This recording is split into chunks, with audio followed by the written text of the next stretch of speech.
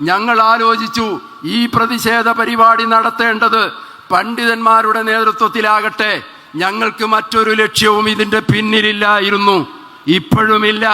പക്ഷേ അഹ്ലുസുന്നത്തി വൽ ജമാഅത്തിന്റെ ധീരരായ പണ്ഡിതന്മാരുടെ നേതൃത്വത്തിൽ ഇവിടെയുള്ള മുസ്ലിം സമൂഹം ഒന്നിക്കുമ്പോൾ അത് വലിയൊരു സുന്ദരമായ സുമോഹനമായ കാഴ്ചയായി ഈ കേരളത്തിൽ മാത്രമല്ല ലോകത്തിന്റെ വിവിധ ഭാഗങ്ങളിൽ അത് നിഴലിച്ച് കാണുമെന്ന് ഞങ്ങൾ വിശ്വസിച്ചതുകൊണ്ട് ഞങ്ങൾ അങ്ങനെ പണ്ഡിതന്മാരുടെ നേതൃത്വത്തിൽ പരിപാടി ആരംഭിച്ചു. അൽഹംദുലില്ലാ, പല സിറ്റിങ്ങും കഴിഞ്ഞു.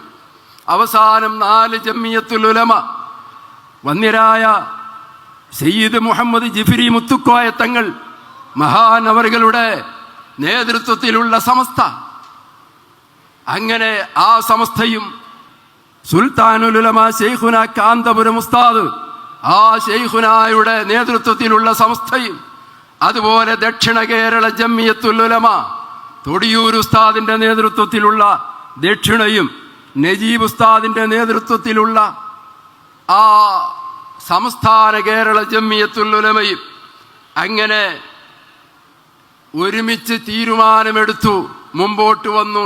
അങ്ങനെ 4 സുന്നത്ത് ജമാഅത്തിന്റെ പണ്ഡിതന്മാരുടെ നേതൃത്വത്തിൽ ഒരു സമൂഹം ഇവിടെ വളരെ വ്യവസ്ഥാപിതമായി വളർന്നു വരുമ്പോ തീർച്ചയായും നമുക്ക് സന്തോഷിക്കാൻ ഒരുപാട് വകകളുണ്ട്. ഈ സ്റ്റേജിൽ നിങ്ങൾ നോക്കുക, ഒരു രാഷ്ട്രീയക്കാരെ ആരെയും ഞങ്ങൾ വിളിച്ചിട്ടില്ല, മന്ത്രിമാരെ വിളിച്ചിട്ടില്ല.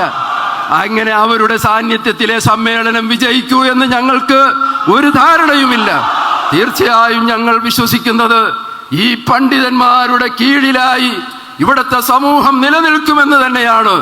അതുകൊണ്ടാണ് പണ്ഡിതന്മാരെ മാത്രം ഞങ്ങൾ അണിനിരത്തിയത്. ഏതായാലും ഞാൻ പറയുന്നത്, ഈ പണ്ഡിതന്മാരുടെ നേതൃത്വത്തിൽ അൽഹംദുലില്ലാ ഈ ഒരു ചുറ്റുപാട് നമുക്ക് തുടരണം, നമുക്ക് ഇനിയും മുമ്പോട്ട് പോകണം. അള്ളാഹു നമ്മളെ വിജയിപ്പിച്ചു തരുമാറാകട്ടെ. ഒരിക്കലും നമ്മളാരും പുറകോട്ട് പോകരുത്. എന്തെങ്കിലും ആരെങ്കിലും പറയുന്നത് കേട്ട് നാം പുറകോട്ട് പോകരുത്.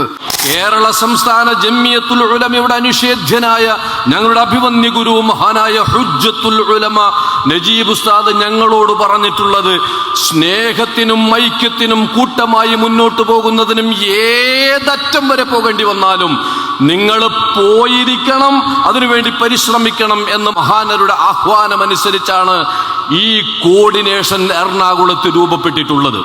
ഈ കോർഡിനേഷൻ എറണാകുളത്താണ് രൂപപ്പെട്ടിട്ടുള്ളതെങ്കിലും ഈ കൊടുങ്കാറ്റ് വടക്കോട്ട് വീശിയടിക്കാൻ പോവുകയാണ്, തെക്കോട്ടും വീശിയടിക്കാൻ പോവുകയാണ്.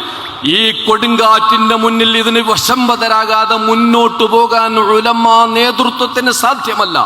ഈ കാണുന്ന സദസ്സും ഈ കാണുന്ന സ്റ്റേജുമാണ് ഇവിടുത്തെ അഹ്ലുസുന്നത്തിന്റെ പൊതുവികാരമെന്ന കാര്യം ഓരോരുത്തരും മനസ്സിലാക്കിക്കൊള്ളണം.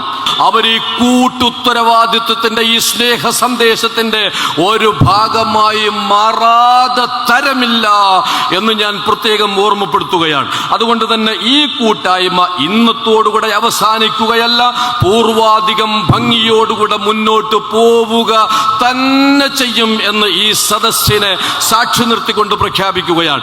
എൻ്റെ പ്രിയപ്പെട്ട സഹോദരങ്ങളെ, നമ്മൾ ഒന്നിച്ചു നിൽക്കേണ്ട കാലമാണ്. സാഹചര്യം അത് ആവശ്യപ്പെടുകയാണ്.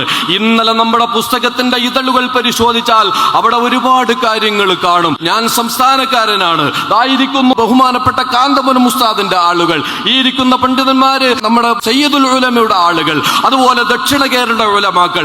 നിങ്ങൾ ഈ അടുത്ത കാലത്തെങ്ങാനും കണ്ടിട്ടുണ്ടോ ഇതുപോലെ ഒരു സദസ്സ്? കാണാനേ തരമില്ല.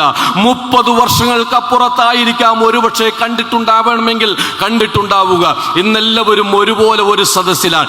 എൻ്റെ പ്രിയപ്പെട്ട ഉമറാക്കളോട് എനിക്ക് പറയാനുള്ളത്, ഈ ദൗത്യം നിങ്ങൾ ഏറ്റെടുക്കണം, നിങ്ങളുടെ മഹല്ലുകളിൽ ഇത് നടപ്പാക്കണം, നിങ്ങൾ കൂടെ നിൽക്കണം.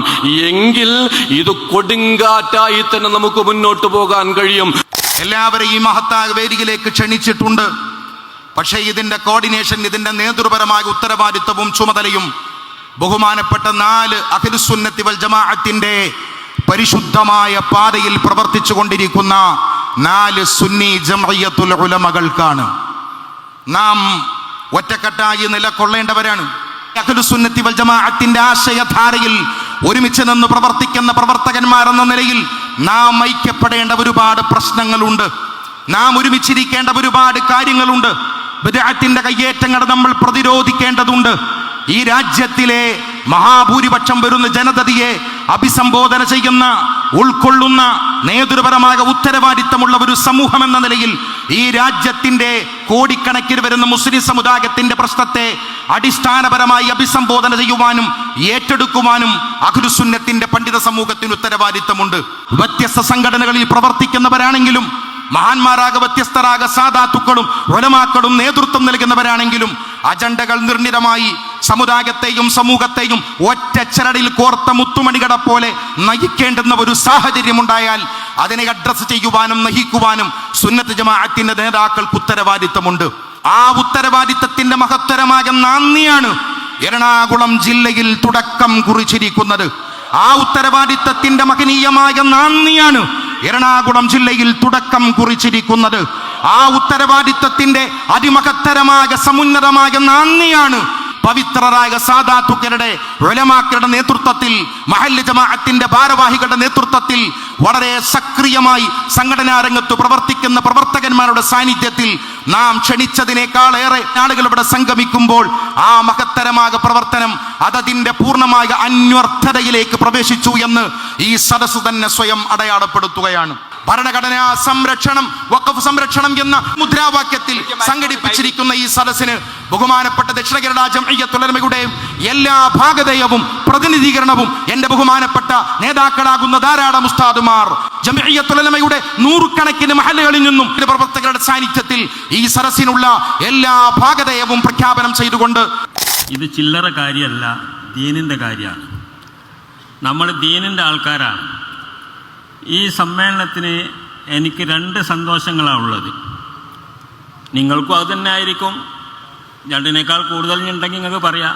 എന്നെ സംബന്ധിച്ചിടത്തോളം 2 സന്തോഷം എന്ന് പറഞ്ഞാൽ, ഒന്നാമത് സുന്നികളുടെ ഐക്യം.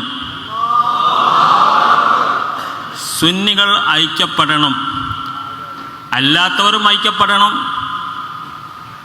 ഇവിടുത്തെ വിവിധ മതക്കാരാണ് ഈ രാജ്യത്ത്, അവരൊക്കെ ഐക്യപ്പെടണം.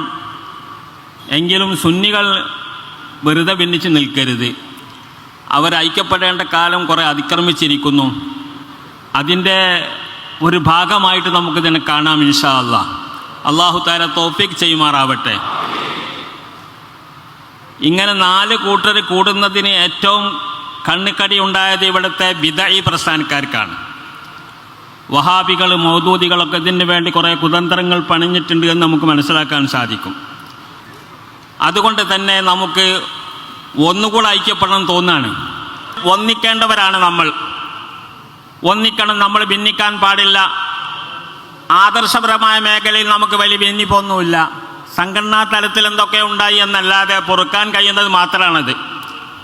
അതൊക്കെ പുറത്തുകൊണ്ട് നമുക്കെന്താക്കണം, മുന്നോട്ട് പോകണം. അങ്ങനെ ദീനിനെ പൊളിക്കുന്ന 2 കൂട്ടരാണ്, 2 വിഭാഗമാണ്. 2 വിഭാഗം അവരാണ് നമ്മളെ ഐക്യത്തെ എതിർക്കുന്ന ആൾക്കാർ. ആ ഐക്യത്തെ എതിർക്കുന്ന ആൾക്കാരാണെന്ന ബോധത്തോടു കൂടെ നമുക്ക് ഒറ്റക്കെട്ടായിക്കൊണ്ട് മുന്നേറണം. ഇൻഷാ അല്ലാഹ് തൗഫീഖ് ചെയ്യട്ടെ. നമ്മൾ അതിനു വേണ്ടി ശ്രമിക്കണം. നമ്മുടെ നേതാക്കളൊക്കെ ആ ഭാഗത്ത് തന്നെയാണ്. എല്ലാവരും ആ ഭാഗത്ത് തന്നെയാണ്. എല്ലാ വിഭാഗത്തിൻ്റെ നേതാക്കളും ആ ഭാഗത്ത് തന്നെയാണ്. ഇൻഷാ അല്ലാഹ് അതിൻ്റെ നേതാക്കളൊന്ന് കൂടിയിരുന്നിട്ട് ഒന്ന് പ്രഖ്യാപിക്കേണ്ട ഒരു താമസമേ ഉള്ളൂ. നമ്മളെ മനസ്സുകളൊക്കെ അങ്ങനെയാണ്. എന്തിനാണ് നമ്മൾ വെറുതെ തല്ലുകൂടുന്നത്? വെറുതെ തല്ലുകൂടുന്നത് എന്താ? എന്തെങ്കിലും പ്രശ്നം ഉണ്ടെങ്കിൽ നമുക്ക് പരിഹരിച്ചൂടെ?